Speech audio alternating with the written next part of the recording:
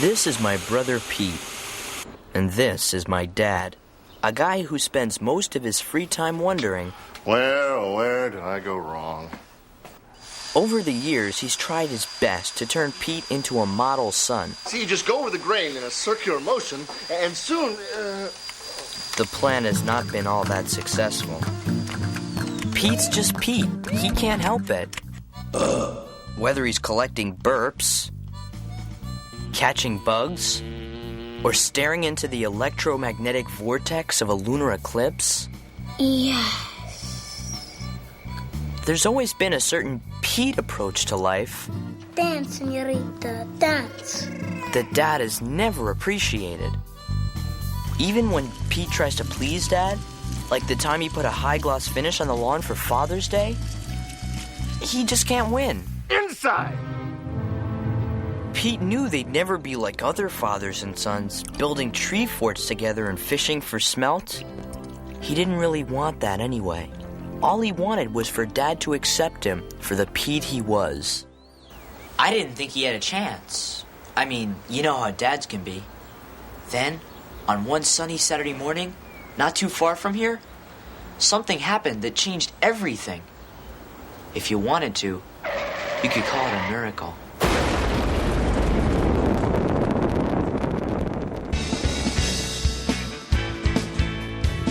It's mighty strange.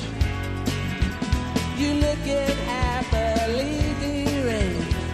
I can't say the shin bed. Or have you picked your target yet? It's ended. Got your dog bite. It's ended.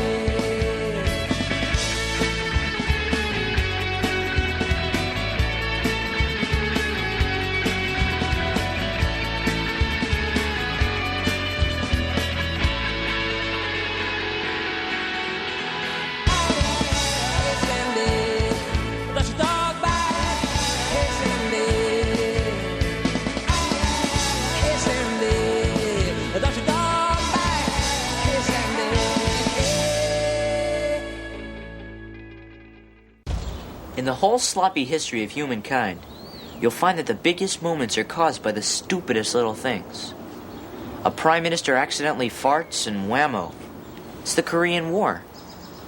In the case of Pete and Dad's miracle friendship, It all started with a blacktop grudge match between my dad's '88 Dodge Aries and Mr. Hickle's fuel-injected Throttle Jet 5000.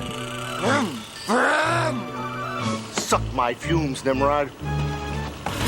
they used to be friends. But ever since the bicentennial, when Mr. Hickle inadvertently melted our bird bath, the two of them started a feud that's been building ever since. The only problem is, Mr. Hickle also happens to be the father of my all-time best friend, Ellen Hickle. Over the years, we've tried to ignore their feud. But when we heard it was all coming down to this one final race, well, we had to take sides. I pitched in by drawing a map of the course, while Ellen did her part by making this perfect Mr. Hickle action figure to ride in the car during the race. How do I look, honey? It was a true labor of love, and soon they grew closer than any father, daughter, and action figure should be. Nice. As for Pete, he sculpted a stainless steel voodoo hood ornament. But as usual, his best wasn't good enough for Dad. Whose side are you on, anyway? I mean, not only will this thing weigh me down, it's completely unaerodynamic. I mean, it could cost me the race. Despite the rejection, Pete wasn't about to give up yet. Not while he still had his own personal superhero, Artie, the strongest man in the world. Pete never did trust Phil Hickle, much less the Phil Hickle action figure, and he knew if he could dig up some dirt, he could prove himself to Dad once and for all. Sure enough, Mr. Hickle was up to no good, secretly souping up his car with an illegal overdrive button. He's bypassing the alkaline transducer grid with a turbostatic overdrive. What? He's cheating! Cheater! Cheater! Big fat cheater, man! Follow! I claim foul. I do agree with my claim. It was the break Pete had been waiting for. Cheaters never prosper. Mr. Hickle had left him with no other choice. With the big race just hours away, there was only one course of action left. Sabotage. The scene was set for a day of reckoning my dad had been waiting for 16 years.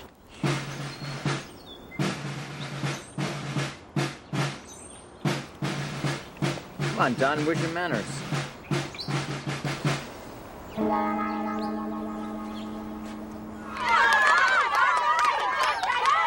Finally, the big race was on. Dad cranked his turbocharged V8 engine to maximum thrust and quickly roared to a commanding lead. Don't mess with the best, pellet head. Come on, baby. But as they turned the corner at West Platelet Avenue, Mr. Hickle hit the button on his secret weapon. And the throttle jet surged ahead. Poke me with a stick! Then, just when Dad seemed dusted, the results of Pete's sabotage became beautifully clear.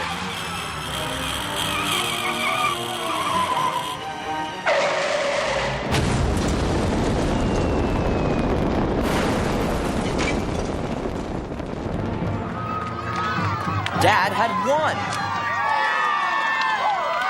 Oh my God! Yes!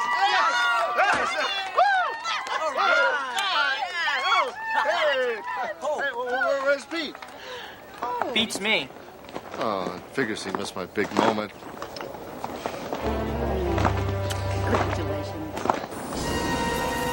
That'll teach you to mess with my dad. At our victory dinner that night, Dad learned the truth about what Pete had done. I'd never seen him prouder. Not only had he won the race, but his misfit son had saved the day. And there, you know what else my little commando did for me? What, dear? He gave me this. Well, I think you both should go over to the Hickles tomorrow and return that action man to Phil. Ellen made it for him. That's right. There's no reason for this to get out of hand. Let's all be adults about it and... Attention! Attention! We interrupt your dinner to bring you a special announcement. It's Phil! Talk about dirty tricks. Mr. Hickle knew our mom had a metal plate in her head from an accident she had when she was a kid, and by broadcasting at the right frequency, he could transmit radio messages using her plate like an antenna. And until I get the $695.65 you owe me for destroying my car, these broadcasts will continue non-stop. And now for a selection from the Hawaiian Soldiers Chorus.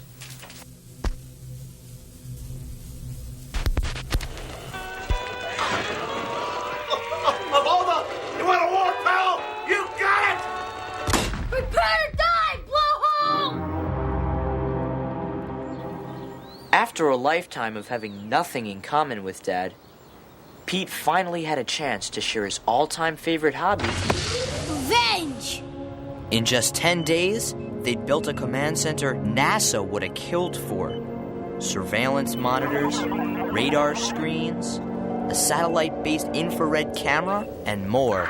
That's Pete's idea. It automatically flushes the toilet in Hickle's house. He gets in the shower and boom! We boil his butt! I don't like it, Don. I don't like it one bit. I don't like it either, honey. But Hickle has left us with no other choice. Isn't that right, Shorty? Family, we are in a state of war. And as such, each member will be expected to sign a loyalty oath that prohibits, among other things, fraternizing with the enemy. Dad, Ellen is my best friend. Was your best friend. I won't sign it. Son, I know it's hard, but think of your poor mother, forced to wear a helmet to muffle the constant pounding of polka music. It's not so bad. I don't know, Dad. The maniac is playing polka music, son. Sweaty men and lederhoses squeezing accordions. if we're going to stop him, we're going to have to do it my way. Our way. Oh, that's right. I'm sorry, son. Our way. Don't be a wuss.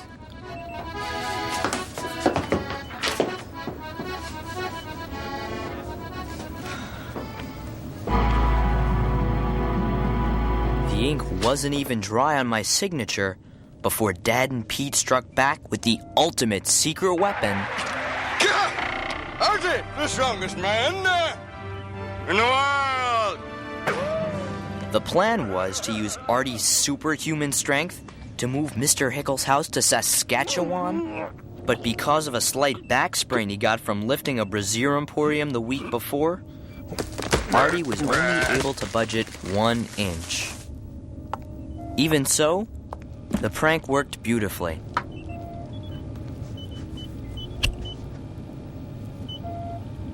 And with that one tiny little inch, the great prank war was officially underway.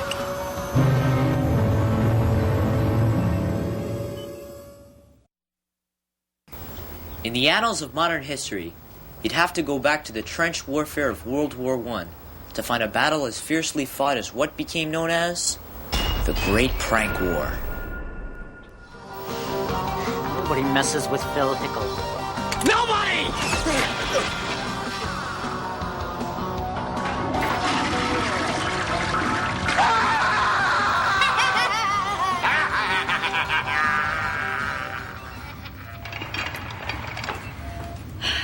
Marmalade cream, sweet in between. It's a marmalade cream.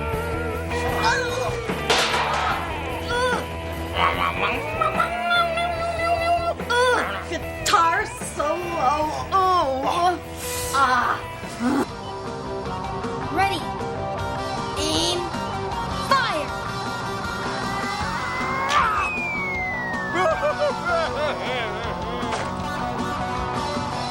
Take that, grunge bag.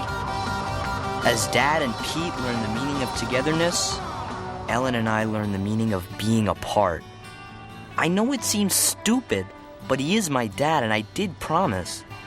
Besides, our every move was being tracked by radar. Since we knew the payphones were tapped, we had to communicate by dropping off secret letters with crossing guard Kenneth G. Keegan, a man who had seen maybe one too many spy movies. Okay, I've got it memorized. The plan had been for Ken to simply deliver the notes, but he had his own ideas. It was a little difficult at first. Dear Otto? Pete. But after a few days, he got the hang of it. Dear Pete, I couldn't stop. I couldn't stop thinking about you yesterday. Whoa. Hot stuff. We're just friends. Sure you are. Forget our family self-destructing. I wanted the prank war to end so Ken would stop winking at me. Unfortunately, it showed no signs of cooling down.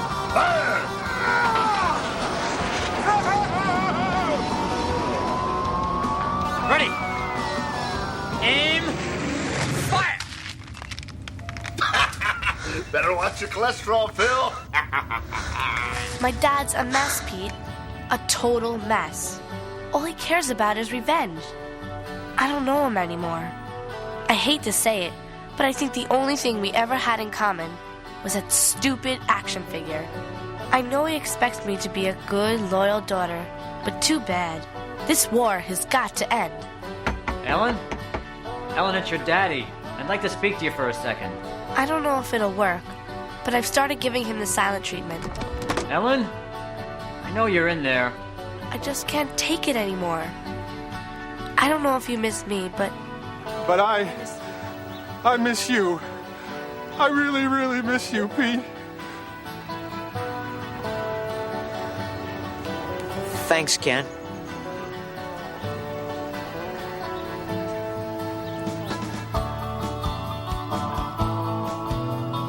walked home faster than usual that day to do my stupid shift in the war room. I guess I was hoping I'd catch a glimpse of Ellen.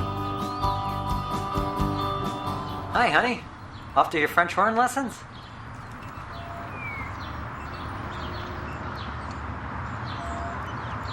Ellen Josephine Hickel. What have I done? When I saw her, I knew who I had to be loyal to, and it wasn't Dad or Pete. I miss you too, Ellen.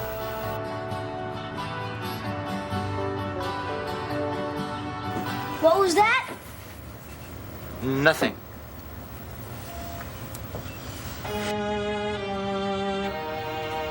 Pete, I can't take this anymore.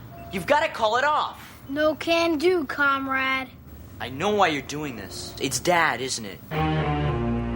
You're afraid that if the war ends, your friendship will end too. Shut up! I know how you feel, Pete. But this can't last forever. Things have to go back to normal. Why? You know why. If you're not going to end this, I will.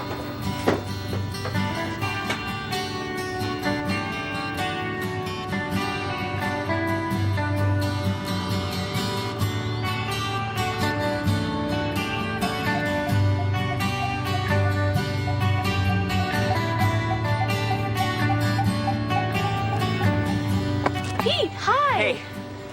Hi. Did you get a haircut? Yeah, do you like it? Pete, what about the war? That's what I want to talk to you about. How's the silent treatment working? It's been hard, but I think it's finally getting to him. Don? I know you're out there. Listen to me. This feud has gone far enough. I surrender. It's over, Don. You win. I'll tear up the bill. I'll turn off the music. I'll forget about everything. All I'm asking you to do is just give me back my action figure. I'm sending over the car right now. Just buckle him in the seat and I'll do the rest. I don't know what this war has done to your family, but between you and me, it's tearing mine apart. Please, Don. My daughter made that action figure for me. It means a lot to us. I need it back. I need her back. Please, Don.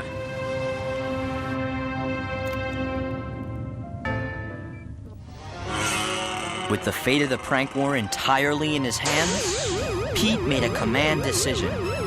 If Phil Hickel wanted his action figure back that much, he'd gladly give it to him, along with a little added surprise. As we were all about to find out, the war wasn't over until Pete said it was over. Heads up, Shorty. You're going home. Son, we've got a condition red here. Man the battle stations. Switch to auxiliary life support.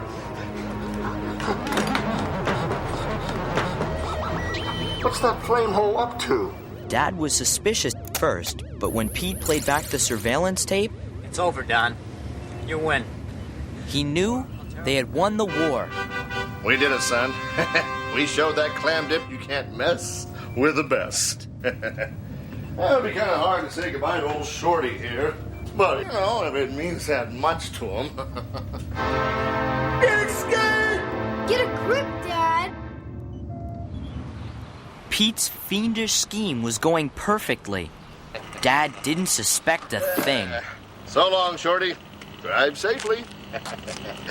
Yeah, you know, funny, it was a lot heavier than I remember. Funny. Yeah. Wait a second. Oh, my God, Pete. You haven't booby-trapped the action figure, have you? Son, the man surrendered. I mean, he's at our mercy. If we double-cross him now, this war could go on forever. Exactly. Are you nuts? We won. It's all over, son. We did it, you and me. Sorry, Dad. You'll thank me for this someday.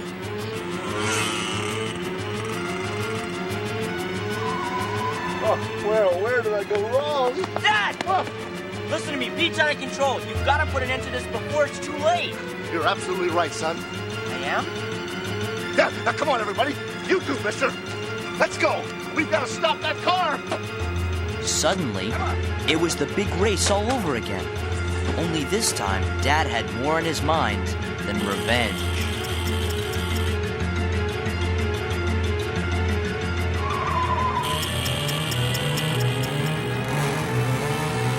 Stop in the name of love!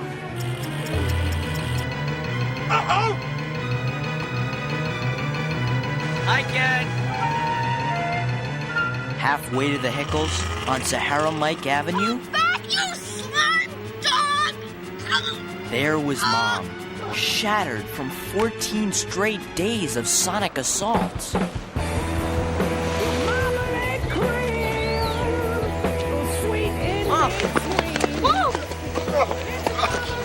Don't worry, honey. It's almost over. Are we gonna kill him? No, we're going to save him.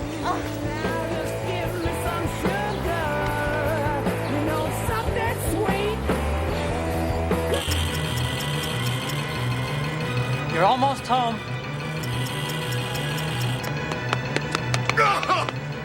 Speed kills.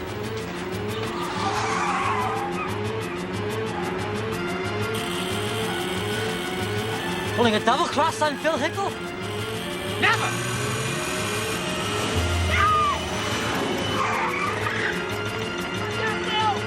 It's booby trapped.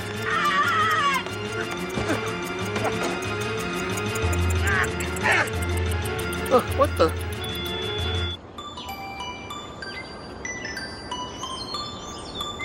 That's a lousy watch. Huh? Oh, Don, are you okay? Yeah. What's all this about, a booby trap? Well, that's what I'd like to know, Phil.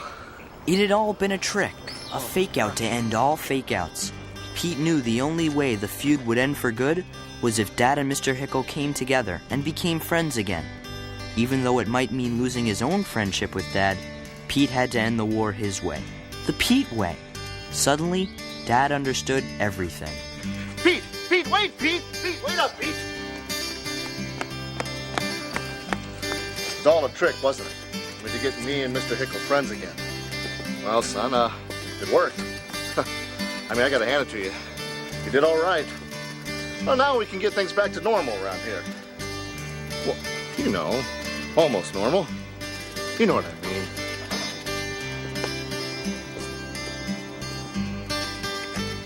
Looks like you might need some new eyebrows. And the new face.